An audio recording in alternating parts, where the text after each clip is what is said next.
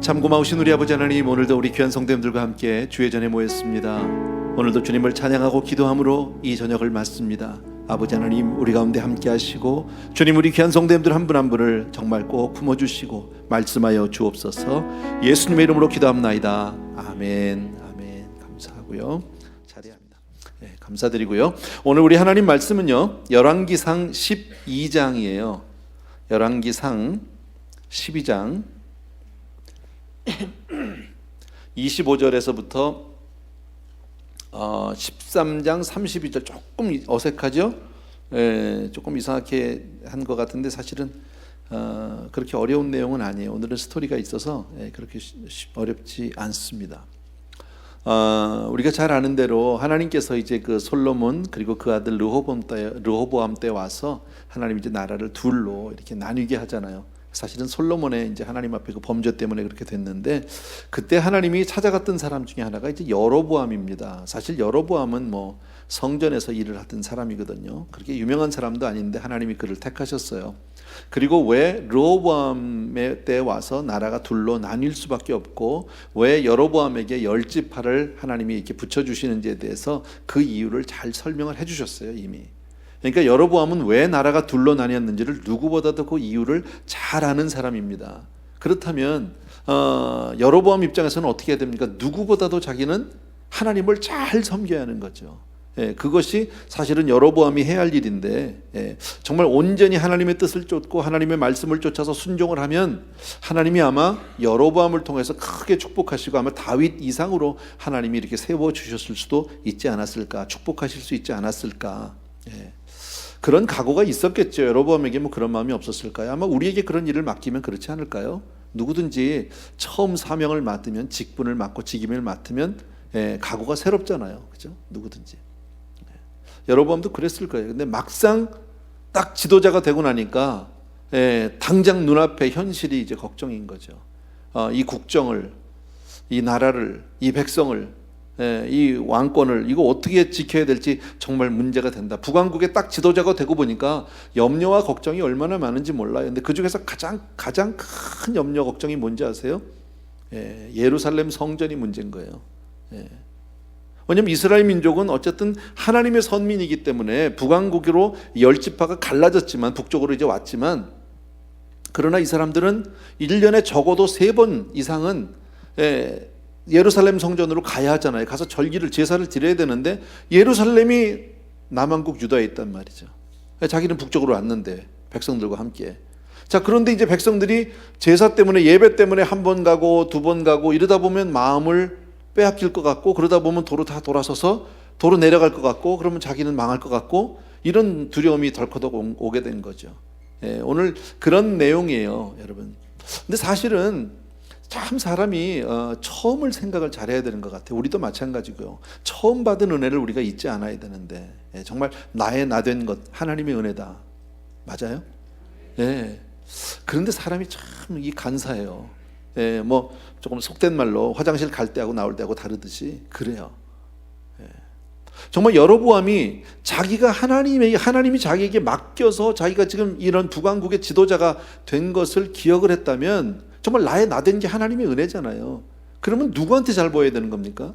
하나님에게 잘 보여야 되는 거죠. 뭐 뻔히 다 아는데, 그런데 실상 현실에서는 그게 쉽지 않아요, 여러분. 그게 참 어려워요.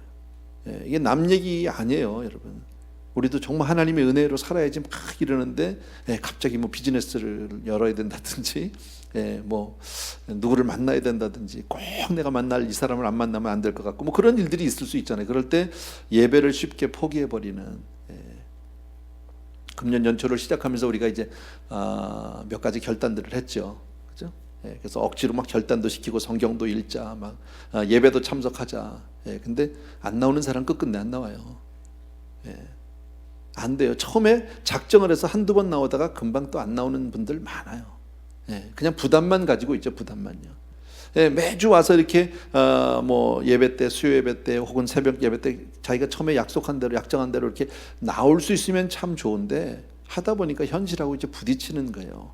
또 어떨 때 보면 피곤하기도 하고 몸도 하루 종일 일하고 나다 보면 막 지쳐서 이제 좀 집에 가서 쉬고 싶고 막 교회보다는 그냥 가서 눕고 싶고 이런 마음도 얼마든지 들 수 있잖아요. 그죠? 그러다 보면 이제 자꾸 쓰러지죠. 기억은 있어요. 근데 여러분 정말 나의 나된 것이 하나님의 은혜라는 사실 우리가 정말 진실되게 고백한다면 우리가 가장 마음을 쓰고 우리의 삶 가운데 정말 최우선으로 우리가 섬길 분은 주님밖에 없는 거예요. 사람이 아니죠. 비즈니스가 아니죠. 여러분 비즈니스 중요하죠. 여러분 사업도 중요하고 뭐 하는 일 다 중요하지만 그러나 그 모든 것을 하나님이 주셨다는 사실을 믿으면 하나님께 잘해야 되는 게 가장 최우선 아니냐라는 거죠. 맞아요? 그래서 오늘 저녁에 나오신 분들이 뭐 대부분 안 그렇겠지만 그냥 여러분 생활 가운데서 이렇게 딱 정하셔야 돼요. 우리가 주일날 교회 가는 게 딱 정해진 것 같이 뭐 수요일날 저녁이면 그냥 교회 간다. 새벽기도 내가 뭐 며칠은 뭐 일주일에 한두 번 정도 내가 꼭 간다. 아예 딱 정해놓고 그렇게 삶을 맞춰야지. 뭐 형편 되면 가고 좀 여유가 되면 가고 이래 갖고는 못 가요. 이래 갖고는 안 바쁜 사람이 어디 있고 안 피곤한 사람이 어디 있어요. 여러분 중요하지 않은 사람이 어디 있습니까? 근데 여로보암이 바로 이제 거기서 무너지는 겁니다. 그래서 25절부터 33절까지를 제가 읽을 테니까 여러분 그냥 같이 눈으로 귀로 들어주시면 될 것 같아요. 같이 읽읍시다 우리요. 제가 읽습니다.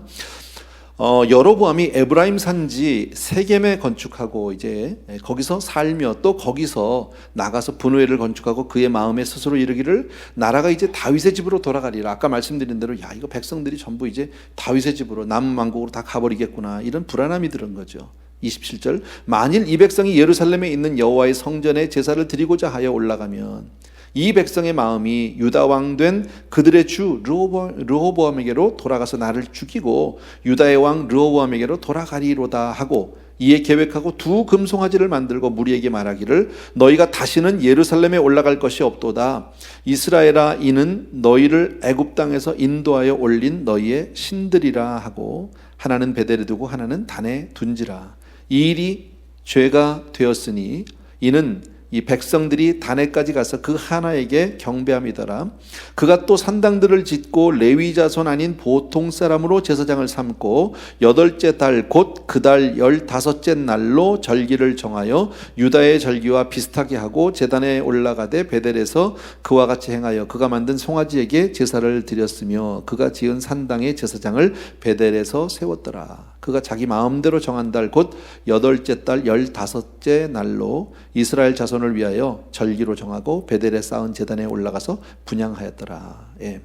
뭐 어려운 내용은 아닙니다. 어쨌든 여로보암이 지금 이 문제를 해결하기 위해서 인간적으로 굉장히 지혜를 낸 것 같아요. 나라를 아까 얘기한 대로 이제 백성들이 흩어지고 마음이 해서 이제 나라를 이제 잘못할까봐 그래서 한 게 뭐예요? 두 금송아지 2개를 만들었어요. 아마 편리해 있었죠. 장소가 넓어서 아마 그랬던 것 같아요. 그 금송아지도. 그래서 베델에 하나 갖다 놓고 또 단에 하나 갖다 놓고 양쪽에 이렇게 세웠어요. 우상을 만들어 놓은 거죠. 그리고 또 그것도 모자라서 뭘 또 했어요? 산당들을 우리식으로 말하면 처석교회라고 얘기할 수도 있고 기도원이라고도 얘기할 수도 있고 뭐 이렇게 여기저기 만든 거예요. 그리고 레위 자손이 아닌 보통 백성으로 제사장을 삼았다는 거죠. 레위 자손으로 삼지 못한 이유가 정확하게 성경에 나오진 않지만 아마도 레위 자손을 제사장으로 삼으면 아마 많은 어려움이 있을 겁니다. 레위 자손들이 고분고분 말을 잘 안 들을지도 모릅니다. 그러니까 어쩌면 자기가 좀 다루기 쉽고 자기 말을 잘 듣는 사람 중에서 그냥 편안하게 막 세운 것 같아요. 나름대로. 그러니까 이제 모양만 갖추는 거죠. 모양만. 껍데기만. 또 뭐가 있어요? 날짜를 또 이제 절기들을 만들었어요. 왜냐면 절기가 있어야 되잖아요. 근데 항상 짝퉁이니까 비슷하게 만들어줬는데 8월 15일로 했다고 그랬죠. 왜 8월 15일로 했느냐? 이스라엘 민족이 가장 크게 여기는 그 절기가 바로 대속죄일이에요. 대속죄일이 7월 15일입니다. 그러니까 한 달 뒤 8월 15일로. 오히려 우리에겐 좀 광복절이 8월 15일이 더 익숙한데 어쨌든 그래서 이렇게 그러니까 절기도 가짜로 좀 짝퉁으로 만들어 놓고 뭐 교회당도 만들어 놓고 기도원도 만들고 우상도 만들고 막 이래 가지고 또 제사장들 목사들도 막 세우고 막 이렇게 했다라는 거죠. 근데 우리가 이렇게 딱 읽으면 금송아지를 만들어 이게 뭐 말이 되나? 이렇게 생각할 수 있어요, 여러분. 금송아지 하면 우리 생각나는 게 언제입니까? 광야에서잖아요. 모세가 시내산에 올라가실 때 백성들이 금송아지를 만들어 놓고 막 광란의 연장을 만들었어요. 근데 그게 통합니다. 안 통할 것 같은데. 금송아지 그게 안 통할 것 같은데 통해요. 참 신기하죠? 근데 나중에 이제 모세가 하나님 말씀을 듣고 이제 돌판을 가지고 왔다가 그냥 돌판을 깨고 금송아지를 다 갈아서 마시우게 하고, 그리고 얼마나 많은 백성이 그때 죽었어요. 이런 민족적인 아주 슬픈 과거가 있는데 또 금송아지 만드는데 이게 통합니다. 참 놀랍죠. 왜 이게 통할까? 뭐 정확하게 저도 잘은 몰라요. 잘은 모르는데 하나님을 섬기는 거에 비해서 우상 섬기는 게 훨씬 편리하다? 훨씬 좀 우리 마음에 든다? 이런 것 같아요. 제 생각에. 왜냐하면 사실 이 당시 구약에서 이때 당시에 하나님의 백성들이 섬기는 거, 하나님이 그들에게 허락한 거는 모세의 돌판밖에 없거든요. 율법밖에 없단 말이지. 근데 율법을 따라서 이제 말씀으로 순종하고 하나님을 섬겨야 하는데, 율법은 어떻습니까? 율법을 딱 대하면요, 깝깝합니다. 힘듭니다. 이것도 안 된다, 저것도 안 된다, 이것도 하지 마라, 저것도 하지 마라, 이건 죄다, 뭐 이렇게 하면 죽는다. 편치 않아요. 근데 거기에 비해서 금송아지는 아무 말도 안 해. 요구하는 게 없어요. 그리고 그냥 그 앞에서 광란 현장을 만들면 되는 거야. 자기들은요, 신도 나거든요. 사람이 이렇게 왜 흥분해서 막 감정적으로 뛰면 뭔지 모르게 스트레스도 좀 풀리고 힘이 나거든요. 그잖아요. 아마 그래서 이게 통했던 게 아닌가, 이런 생각을 해보았으면, 뭐 정확한 건 잘 모르겠어요. 자, 어쨌든 여로보암은 하나님이 자기에게 허락해 주신 복입니다. 하나님이 자기에게 주신 직분인데 자기 나라를, 이걸 내 나라라고 생각하고 내가 지켜야 된다고 생각하니까, 그리고 나니까 어떤 생각이 들어요? 불안한 마음이 들었단 말이죠. 백성들의 마음이 떠날까? 백성들이 남유다로 갈까? 돌아갈까? 여러 가지. 그래서 내가 마침내 죽임을 당하는 건 아닐까? 뭐 이런 불안한 생각들이 드니까 그거를 해소하기 위해서 짝퉁 종교를 만든 거죠. 사교를 만들어 버린 거죠. 우상을 섬기는 것들을요. 그리고 이것도 하나님을 섬기는 것이다. 이렇게 이제 만들어 버렸다라는 거죠. 뭐 꼭 정확한 비유는 아닌데, 사실은 이제 그 미국 교회들 가면, 한국 교회는 아직까지 그게 안 되더라고요. 한국에 있는 한국 교회에서 몇몇 큰 교회에서 그걸 따라 했었어요. 한동안에. 뭐냐면 토요일 날 저녁에 예배 드리는 거. 토요일 날 저녁에 예배를 드리는 건, 사실은 이 컨셉은 어디서 나왔느냐면, 그 한참 벌써 꽤 됐네요. 한 20년은 된 것 같아요. Seeker Service라는 말이 한참 있었습니다. 그러니까 모든 주일 예배에서는 항상 복음을 전하고 한 영혼이라도 더 예수를 믿게 있도록 아주 복음의 기본적인 것만 전하는 거예요. 그러다 보니까 기존 성도님들은 좀 식상한단 말이지. 맨날 똑같은 설교만 들어야 되니까. 그러니까 그분들을 위해서 토요일날 저녁에 예배를 따로 만들고, 그래서 조금 깊이 있게 그날은 설교를 하고, 주일날은 또 초신자들, 새신자들 위해서 하고, 이렇게 한 게 이제 윌로우 크릭이라는 교회에서 해서 한동안 그게 성공했어요. 그래서 막 뭐 연극도 하고, 막 거기서 뭐 춤도 추고, 뭐 여러 가지. 어쨌든 안 믿는 사람이 왔을 때 불편함이 없이 그냥 쉽게 동화될 수 있도록 그렇게 예배 스타일을 만들었습니다. 그렇게 했는데 그 모양만 따라간 거죠. 모양만. 지금도 미국 교회들 중에서 많이 그렇게 하는 교회들이 있습니다. 근데 이게 점점 하다 보니까 어떻게 됐냐면, 미국 사람들이 초일날 와서 열심히 정말 그렇게 깊이 있게 예배를 드리고, 주일날 와서 열심히 그 사람들은 섬기고 봉사하고, 좋은 거죠. 그렇게 하면은요, 사실은. 우리가 뭐 꼭 안식일 지키듯이 주일을 하는 거 아니니까, 사실 모든 날이 다 주의 날이니까 우리가 이렇게 열심히 드리면 돼요. 저는 그게 나쁘다고 생각하진 않아요. 그런데 어떤 폐단이 생겼느냐? 토요일날 저녁에 예배를 때우고 주일날은 놀러 간다는 거지. 특히나 아이들 있는 우리 젊은 부모들은 주일날이 얼마나 할 일이 많습니까? 애들 소프트볼 해야지, 사커 하러 가야지, 뭐 해야지. 주일날 액티비티가 너무 많은 거예요. 베이스볼 해야지, 뭐 이러니까요. 그러니까 교회를 안 가긴 좀 뭐하고, 그러니까 토요일날 저녁에 가서 때우고 간단 말이지. 그거는 어쩌면 이거하고 조금 비슷한 양상이에요. 지금 많은 교회들이 수요 예배 없어진 거 여러분 아세요? 물론 수요 예배가 뭐 성경에 꼭 수요일을 지켜라 뭐 율법적인 건 아니에요. 그러나 저는 전에도 말씀드렸지만, 주중에 한 번 정도 중간쯤에 예배가 있는 게 좋다. 일주일에 한 번 예배 드려가지고 우리가 일주일을 정말 살아내기가 어렵다라는 거지. 중간에 우리 세상 속에 얼마나 세상 속에 살다 보면 하나님을 잊어버리고, 기도를 잊어버리고, 찬양을 잊어버릴 때가 너무 많잖아요. 그러니까 중간쯤에 이렇게 수요일이나 그런 목요일이나 이쯤 한번 딱 해주는 게 좋은데 이게 또 많은 교회들이 없어졌어요. 지금 수요예배 드리는 교회가 그렇게 많지 않아요. 그래서 무슨 뭐 스몰 그룹, 뭐 셀 그룹 이래가지고 하면서 뭐 금요일로 모으고 전부 이래가지고 없어진 교회들 많은데 그래가지고 다시 이게 회복이 되느냐, 회복이 잘 안 돼요. 어쨌든 여로보암이 이제 그렇게 해서 자기 생각들, 아까 말씀해 오늘 내용 자체는 아주 간단합니다. 하나님이 허락해 주 하나님으로부터 받은 복이라면 하나님으로 말미암아 우리가 정말 은혜로 말미암아 하나님으로 말미암아 승리하고 하나님으로 말미암아 정말 우리가 성공 좀 뭡니까 이 축복을 받아야 되는 건데 인간적인 생각으로 내 힘으로 이것을 어떻게 해결해 보려고 인간적인 가진 방법들을 만들어 놨다라는 거죠.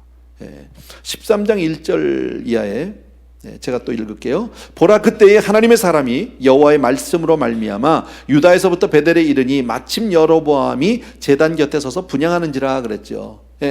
하나님이 보시다 못해서 유다에서부터 하나님의 사람 이름도 없는 선지자 한 사람을 보냅니다. 사실 하나님이 이런 선지자를 보내고 여로보암을 향해서 경고를 한다는 얘기는 사실은 그를 아직도 사랑한다라는 말이죠. 야단 맞을 때는 그래도 소망이 있는 거죠. 야단 치기 위해서 이제 한 사람을 보낸 거죠. 2절 보니까 하나님의 사람이 제단을 향하여 여호와의 말씀으로 외쳐 이르되 그때 마침 제단 곁에 서서 뭐 하고 있었어요? 여로보암이 분향했단 말이죠. 사실 왜 제단 곁에 서서 분향을 했는지 잘 모르겠어요. 이건 사실 제사장이 해야 될 일이고 여로보암이 아마 자기가 민족의 지도자니까 상징적으로 가서 이렇게 제단에 불을 했는 것 같아요. 가짜 자기가 만들어 놓고 자기가 가서 직접 하는 것을 보인 것 같은데 그걸 딱 보고 이제 지금 뭐라고 얘기합니까? 제단을 향하여 여호와의 말씀으로 외쳐 이르되 제단아 제단아 여호와께서 이와 같이 말씀하시기를 다윗의 집에 요시아라 이름하는 아들을 낳으리니 그가 내 위에 분향하는 산당 제사장을 내 위에서 제물로 바칠 것이요 또 사람의 뼈를 내 위에 사르리라 하셨느니라 하고 그날에 그가 징조를 들어 이르되 이는 여호와께서 말씀하신 징조라 제단이 갈라지며 그 위에 있는 재가 쏟아지리라 이렇게 아주 좋지 않은 얘기를 했죠. 근데 지금 여기 있는 이야기는 가만히 보면 제단아 제단아 여호와께서 이와 같이 말씀하시기를 다윗의 집에 요시아라는 이름하는 아들을 낳으니 요시아 왕이잖아요. 나중에 이건 지금 이때로부터 시간적으로 300년 뒤 얘기예요.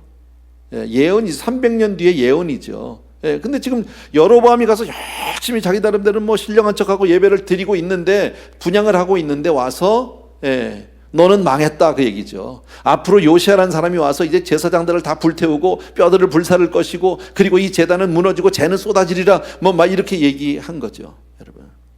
앞으로 이렇게 너희같이 이렇게 신앙생활을 이런 신앙도 아닌 이런 종교생활 우상을 섬기는 사람들은 영원히 지옥의 심판을 받으리라 이렇게 얘기한 거죠.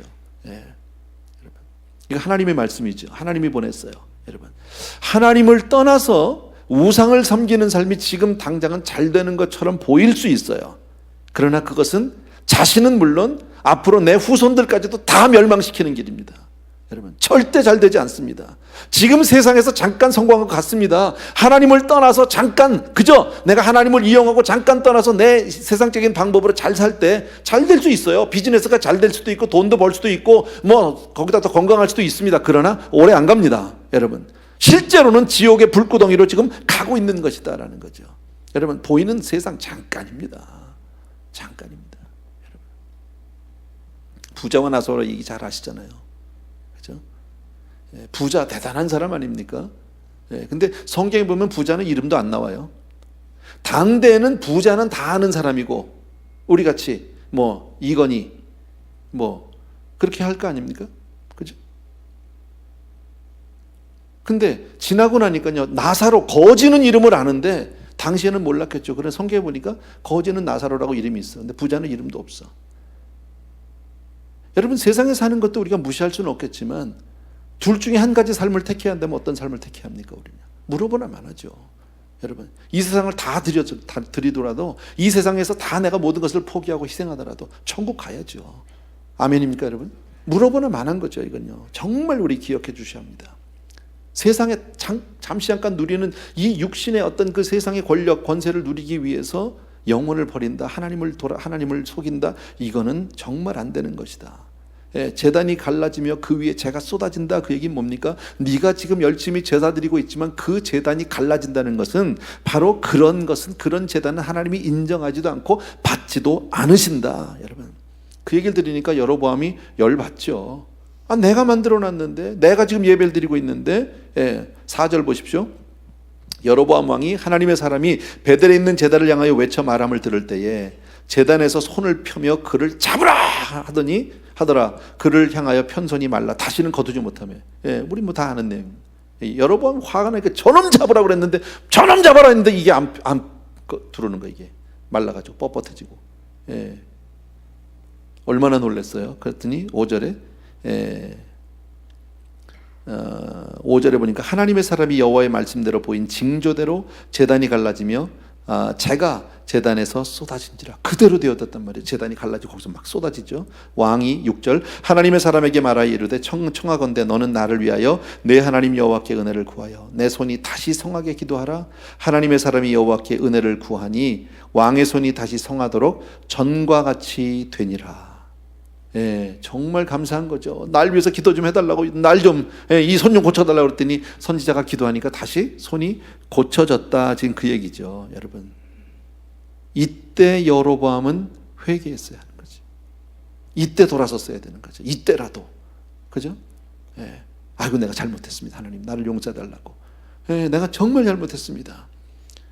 그리고 이제 막 산당과 금송아지 다 없애고 막 이러면 혹시 그때 당시 자기의 정권이라든지 그 왕권이 흔들릴 수 있어요.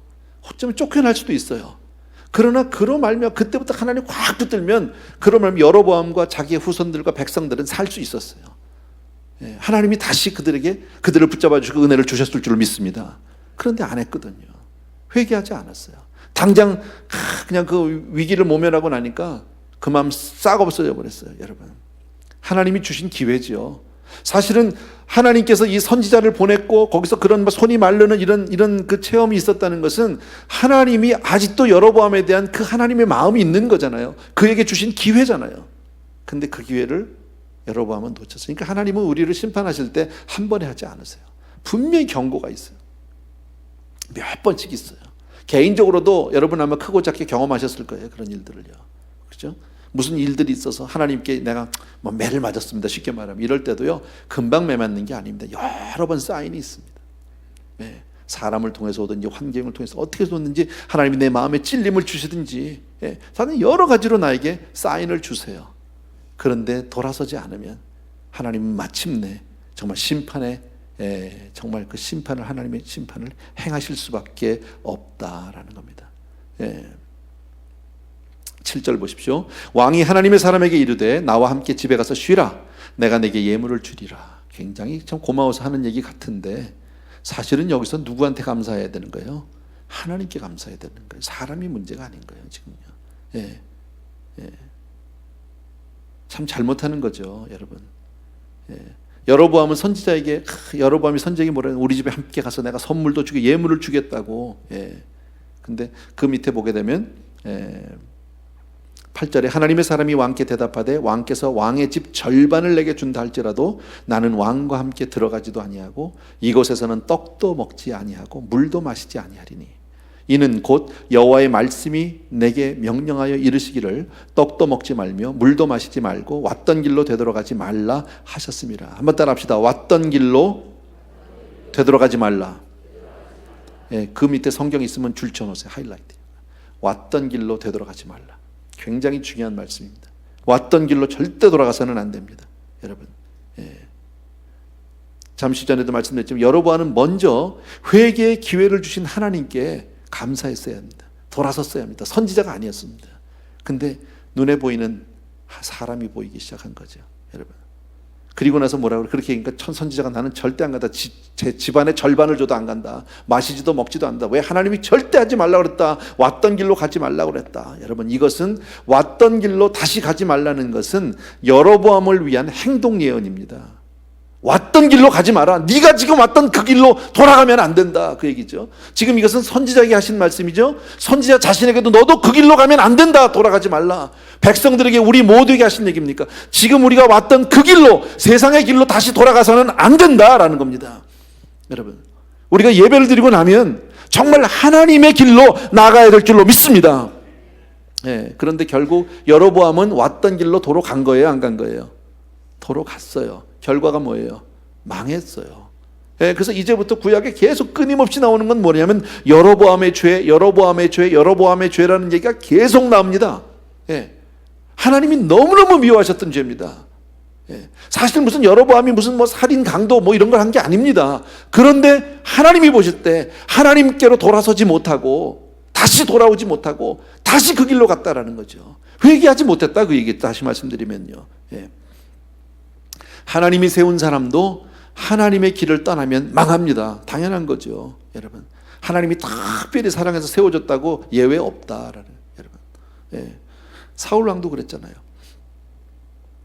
하나님이 세웠잖아요. 그러나 그가 하나님의 길을 떠나니까 하나님은 그냥 뒤도 안 돌아보세요. 가차없이 그를 버리세요. 선지자도 잘못한 길로 가면, 그 길로 다시 돌아가면 결국 다 죽습니다. 하나님의 명령을 떠나서 사는 길이 없다 믿으시면 아멘. 우리도 마찬가지다. 우리도 하나님의 말씀을 떠나서 사는 길이 아주 없다 믿으셔야 합니다. 이것을 하나님이 오늘 성경을 통해서 보여주신다라는 거예요. 또 하나 우리가 여기서 생각해 볼 수 있는 것은 이 선지자예요. 젊은 선지자. 이름도 안 나오는데 누군지는 몰라도 이 사람 참 대단한 각오로 아마 왔을 거예요. 여로보암은 한 나라의 왕입니다. 그 앞에 가서 너 잘못하고 있다고 대놓고 얘기할 수 있어요? 이거 쉬운 일 아니죠. 죽음을 각오하고 온 거 아니에요? 더군다나 그렇게 해서 저놈 잡아라 했을 때 얼마나 놀랬겠습니까? 근데 하나님이 여로보암의 손을 말렸어요. 무슨 얘기예요? 하나님의 도우심으로 사는 거예요. 그러니까 우리는 목에 칼이더라도 말씀을 쫓아 살아야 되는 거예요. 아멘.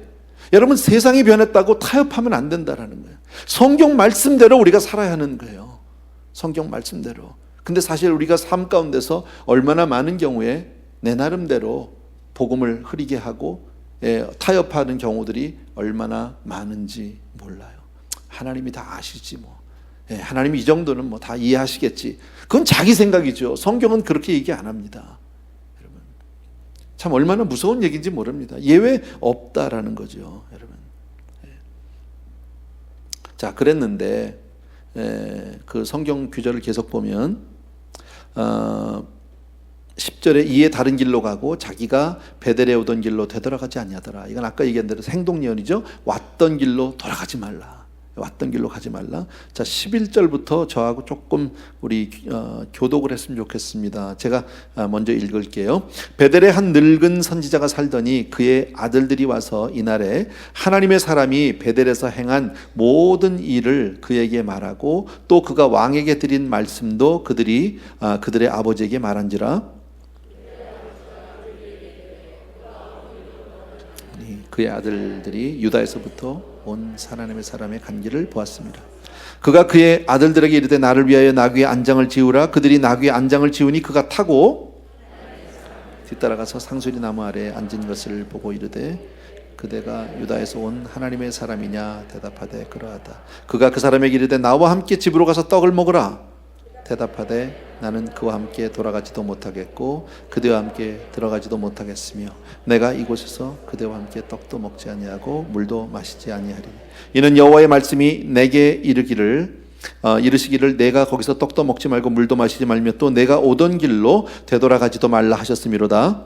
그가 그 사람에게 이르되 나도 그와 같은 선지자라. 천사가 여호와의 말씀으로 내게 이르기를 그를 내 집으로 데리고 돌아가서 그에게 떡을 먹이고 물을 마시게 하라 하였느니라 하니 이는 그 사람을 속임이라. 이에 그 사람이 그와 함께 돌아가서 그의 집에서 떡을 먹으며 물을 마시니라. 그들이 상 앞에서 여호와의 말씀이 그 사람을 데려 선지자에게 그가 유다에서부터 온 하나님의 사람을 향하여 외쳐 이르되 여호와의 말씀에 내가 여호와의 말씀을 어기며 내 하나님 여호와께서 내게 내리신 명령을 지키지 아니하고 돌아와서 여호와가 너더러 떡도 먹지 말고 물도 마시지 말라 하신 곳에서 떡을 먹고 물을 마셨으니 내 시체가 내 제성들의 묘실에 들어가지 못하리라 하셨느니라 하니라. 그리고 자기가 데리고 온 선지자가 떡을 먹고 물을 마신 후에 그를 위하여 나귀의 안장을 지우니라. 이에 그 사람이 가더니 사자가 길에서 그를 만나 물어 죽이매 그의 시체가 길에 버림받으니 나귀는 그 곁에 서 있고 사자도 그 시체 곁에 서 있더라. 아멘. 뭐 거기까지 봅시다. 우리 뭐 끝까지 봐야 하지만 이제 돌아가는 길에 아까 내용은 아까 말씀드린 여로보암에게 그렇게 가서 하나님의 말씀을 그대로 전하고, 그리고 하나님의 말씀대로 왔던 길로 가지 않고 다시 돌아가서 정말 아무것도 물도 떡도 먹지 않고 그리고 돌아가는 길입니다. 근데 그 소문이 누구에게 났어요? 그 베델에 살던 한 늙은 선지자에게 났어요. 아들들이 와서 그 이야기를 다 해줬어요. 아버지 이런 일이 있었어요. 이런 사람이 왔는데 지금 이런 사람이 와서 지금 이렇게 해서 난리가 났어요. 지금요. 예.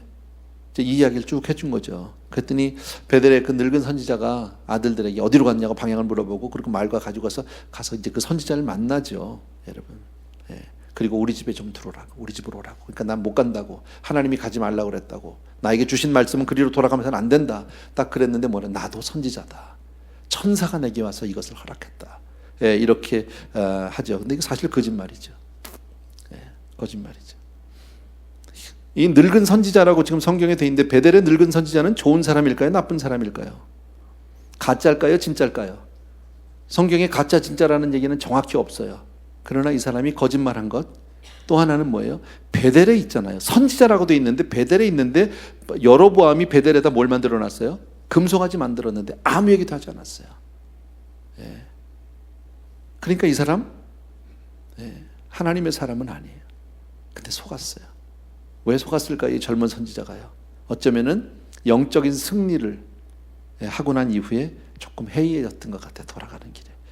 여로보암 왕에서까지 그냥 멋있게 다 하고 나서, 그리고 돌아가면서 스스로 아마 굉장히 자기 스스로가 대견했을지도 모르고 영적으로 어떤 교만이 들었던 것 같아요.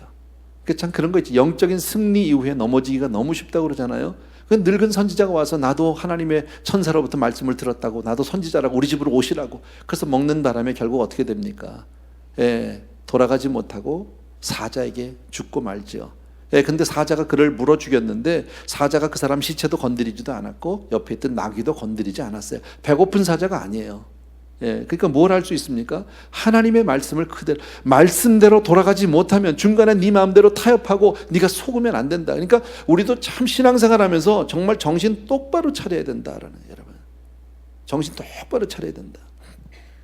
하나님의 말씀은, 오늘 메시지는 아주 심플합니다. 하나님의 말씀은 철저하게, 하나님의 말씀에 철저하게 순종하는 수밖에 없다. 다른 길이 없다라는 거예요, 여러분. 근데 가끔 보면 그런 사람도 있죠. 내가 하나님 말씀을 받았다고, 하나님이 내게 말씀하셨다고 뭐 이렇게 하는 분들이 간혹 있습니다. 여러분, 그게 다 틀렸다, 저는 그렇게 얘기하는 것이 아니라 하나님의 말씀에 분명히 그것을 확인해서 검증해 봐야 합니다. 그 사람 말씀만 믿으면 안 됩니다. 흔히 뭐 기도 좀 한다는 사람들이 하나님, 집사님 기도를 하나님이 시키더라고, 이런 거 믿지 마십시오. 여러분, 얼마든지 잘못될 수 있습니다. 하나님이 나에게 음성을 믿지 마십시오. 그거는요, 다 틀렸다는 게 아닙니다. 여러분, 그 말씀이 정말 성경적인지 아닌지 말씀으로 검증이 안 되면 받아들여서는 안 된다라는 겁니다. 여러분, 또 때로는요, 하나님이 이렇게 말씀하셨다고 자기 스스로 이렇게 막 자기 스스로를 속여서 말했다고 하는 사람들도 있습니다. 자기가 스스로 속는 거죠. 셀프 프로젝션으로 얼마든지 속을 수 있습니다. 이게 얼마나 큰, 지금 늙은 선지자가 그런 거 아니겠어요? 하나님이 나에게도 말씀하신다고 그렇게 착각하고 있는 거 아닐까요? 여러분, 그 말씀 듣고 가면 망한다, 망한다, 여러분. 그래서 성경에 뭐라 해요? 마지막 때에 메시아가 여기 있다 저기 있다 해도 믿지 말라고 그랬잖아요, 성경에서요. 그죠? 사람들은 그렇게 정말 우리를 미혹하는 영들이 많이 주변에 있다라는 겁니다. 그냥 오늘 말씀에서 한 가지만 기억하십시오. 다 잊어버려도 괜찮아요. 하나님의 사람은 하나님의 말씀에 철저하게 순종해야 한다. 절대 순종해야 된다. 믿습니까, 여러분? 하나님을 이용하려고 하면 안 됩니다. 우리 삶의 목적이 뭡니까? 하나님을 위해서 사는 겁니다. 여러분, 내가 내 나라를, 내 비즈니스를 잘 되게 해서 예수를 믿는 게 아니라 하나님 믿기 위해서 그냥 내가 사업도 하고 하나님 잘 믿으려고 내가 직장도 나가고 하나님 잘 믿으려고 가정생활도 열심히 하는 거지, 이거 잘 되기 위해서 하나님을 끌어들이는 것이 아니다라는 거예요. 여로보암의 실수가 뭐예요? 바뀐 거잖아요. 주객이 전도된 거잖아요. 자기는 사명으로 살아야 되는 거잖아. 하나님이 그에게 이스라엘의 그 북왕국을 맡긴 것은 사명이지, 그게 내 것이 아니잖아요. 나는 거기에 다만 충성할 뿐이죠. 맡은 자의 구할 것은 충성이니까 충성만 하면 되는데, 또 하나, 하나님이 나에게 무엇을 맡겼든지 간에 나는 무익한 종인 거예요. 내 것이 아닌 거예요. 여러분, 우리가 무엇을 하고 살든지 내 것이 아닙니다. 우리가 결국 하나님 앞에 가서 설 때는 내가 하나님을 믿은 믿음 외에는 들고 갈 게 아무것도 없습니다. 예수 믿는 믿음에 가지고 갈 게 뭐가 있습니까? 내가 여기서 가지고 있는 뭐 그동안에 누렸던 뭐 학벌을 가지고 가겠습니까? 가문을 가지고 가겠습니까? 재산을 가지고 가겠습니까? 아무것도 없다라는 거예요. 아무것도. 여러분, 인생 참 별거 아니잖아요. 여러분, 내 비관론자는 아닙니다. 그러나 장례를 할 때마다 그런 생각이 참 많이 듭니다. 여러분, 내일 우리 장례들이 우리 이학은 집사님 생각해 보십시오. 그분 유명한 정형외과 의사입니다. 아마 한인으로서는 거의 최초 아닐까요? 정형외과 의사로는요. 정말 유명했던 분입니다. 뭐 예간다 제가 소위 말하는 세상적으로 학벌도 아주 좋은 분입니다. 가문도 좋은 분입니다. 정말 내노라는 집안의 자식들입니다. 그리고 미국에서 아주 유명한 의사입니다. 근데 뭐 어쨌다고 가셨잖아요. 마지막에 우리 교회 오신 지가 12년 되셨는데 12년을 오셨는데 12년 전에 이미 병들어서 오셨어요. 병들어서 오셨어요. 그리고 이제 하나님께로 갔잖아요. 감사한 거죠. 너무 감사하지만 여러분, 하나님 앞에 갈 때 하나님 가면 너 의사냐? 그거 알아줄까요? 아무 소용없어요. 여러분, 믿음 하나 들고 가는 거예요. 믿음 하나 들고 가는 거예요. 꼭 기억해 주셔야 합니다. 우리는 그냥 무력한 종이고 내가 이 땅에서 무엇을 하든지 간에 하나님이 써주신 것 감사하시면 돼요. 아멘. 정말 하나님이 나를 구역장 직분을 하나 주셨다. 써주신 거 감사하셔야죠. 써주신 거 하나님이. 뭐 세상적으로는 아무런 상급도 보상도 없는 직분일지 몰라도 하나님 나라에서는 그렇지 아니하다. 믿으십니까 여러분? 이것만 여러분이 오늘 기억해 주시면 됩니다. 여로보암과 같은 삶을 살지 않게 되기를 바랍니다. 여러분, 우리가 여로보암처럼 무슨 뭐 우상을 만들거나 뭐 산당을 짓거나 하지는 않겠지만, 그러나 신앙을 우리가 얼마든지 왜곡시킬 수 있습니다. 얼마든지 신앙을 내 뜻대로 해서 적당히 내가 얼버무려 놓을 수 있습니다. 이 정도는 뭐 하나님도 뭐. 흔히들 옛날에 그렇지 않았어요? 혹시요? 술들 한잔 하시면서요? 뭐 독일에도 하나님은 계신다고 해서 맥주 마시고 그러지 않았나요? 어떤 분은 그랬던데, 목사님도 한 잔을 하실 거야 그러면서 했다는데요. 집사님들끼리. 여러분, 그거는 아니죠. 여러분, 성경이 뭐라 그래요? 술 취하지 말라 그랬으면 안 먹어야죠. 그게 맞는 거죠. 여러분,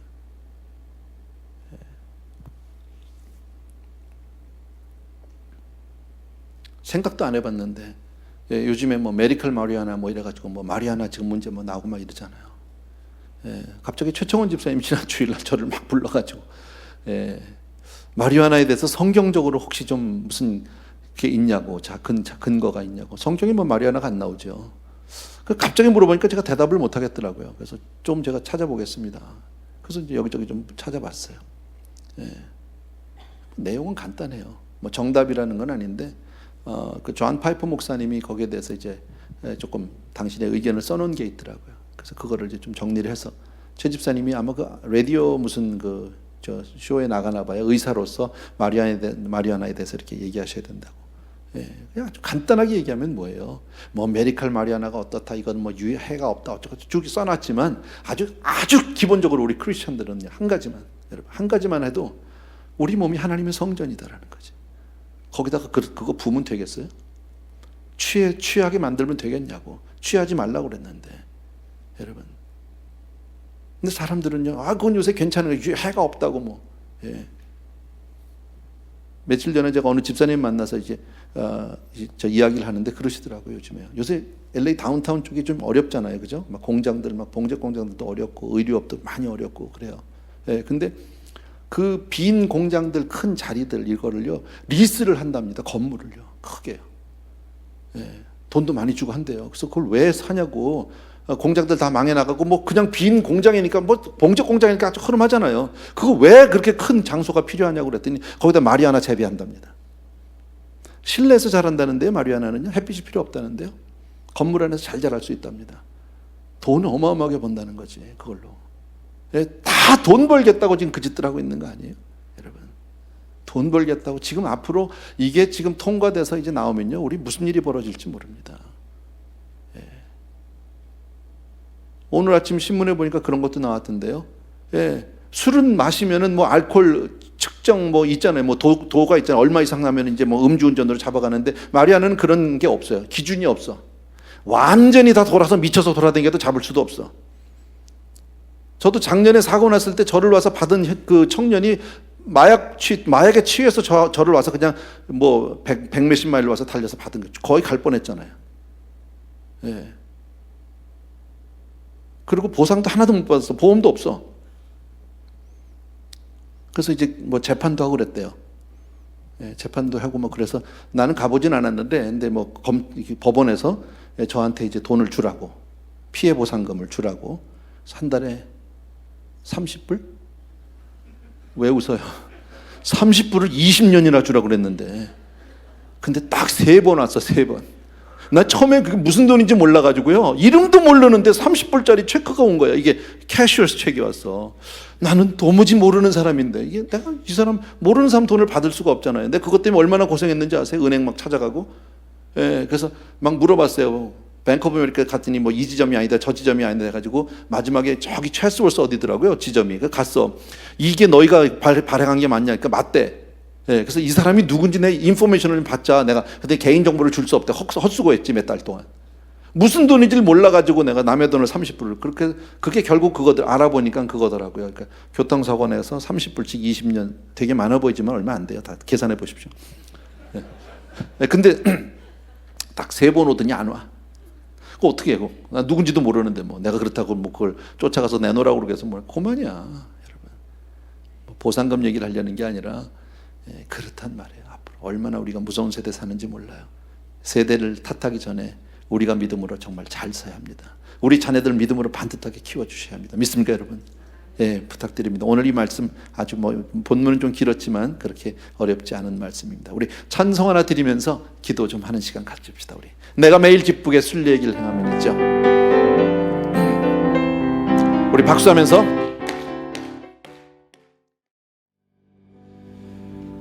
사랑하는 우리 아버지 하나님, 오늘은 특별히 우리 사랑하는 성도님들과 함께 왔던 길로 다시 돌아가지 말라고, 하나님의 사람은 무슨 일이 있어도 하나님의 말씀을 떠나면 안 된다고, 그 말씀을 지키고 그 말씀에 철저하게 순종하는 사람이 되어야 한다고, 잠시 잠깐 아버지 하나님 주여 내 눈앞의 이익을 위해서 인간적인 생각이나 인간적인 방법을 동원할 때 그것이 바로 나는 물론이고 내 자식들까지도 다 죽이는 멸망당하는 길이라는 것을 오늘 보게 됩니다. 여로보암처럼 되지 않게 도와주옵소서. 겉으로만 아버지 하나님 주여 좀 하나님을 섬기는 척하지 않게 도와주옵소서. 진심으로 정말 우리가 하나님의 사람으로 그렇게 진실한 신앙인이 될 수 있도록 우리 성도님들을 먼저 축복해 주시기 원하고, 이 악한 세대 가운데 더욱더 빛으로 소금이로 정말 좁은 길을 걸어갑니다. 그러나 성령 안에서 밤낮 기뻐할 수 있는 사람들 되게 하여 주시옵소서.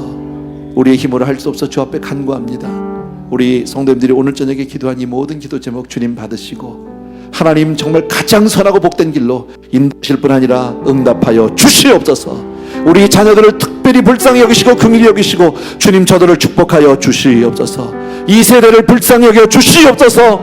이 미국을 하나님 긍휼히 여겨 주시옵소서.